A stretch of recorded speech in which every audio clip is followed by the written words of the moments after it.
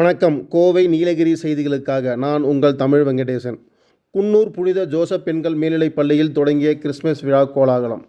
உலகம் முழுவதும் டிசம்பர் 25ஆம் தேதி சிறப்பாக கொண்டாடப்படும் கிறிஸ்துமஸ் பெருவிழா அன்பு, தியாகம் மற்றும் மனிதநேயம் ஆகியவற்றை போதிக்கும் முக்கிய திருநாளாகும். இந்த திருநாளை வரவேற்கும் முன்னோட்டமாக நீலகிரி மாவட்டம் குன்னூரில் உள்ள புனித ஜோசப் பெண்கள் மேல்நிலைப் பள்ளியில் கிறிஸ்துமஸ் விழா இன்று மகிழ்ச்சிகரமாக கொண்டாடப்பட்டது.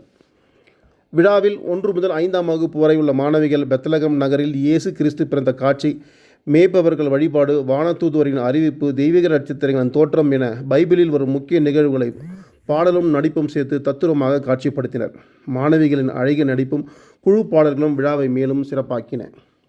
விழாவிற்கு பள்ளி முதல்வர் அருட்சகோதரி அலெக்ஸ் ராணி, தாளாளர் அருட்சகோதரி மரிய கொரட்டி மாரட்டிஸ், வகுப்பு ஆசிரியர்கள் மற்றும் சிறப்பு ஆசிரியர்கள் இணைந்து சிறப்பான ஏற்பாடுகளை செய்திருந்தனர். கிறிஸ்துமஸ் விழாவின் சிறப்பு விருந்தினராக குன்னூர் அட்டடி பாத்திமா தேவாலய அருட்தந்தை கிறிஸ்டோபர் அவர் கலந்து கொண்டு மாணவிகளை வழிநடத்தும் உரையாற்றினார்.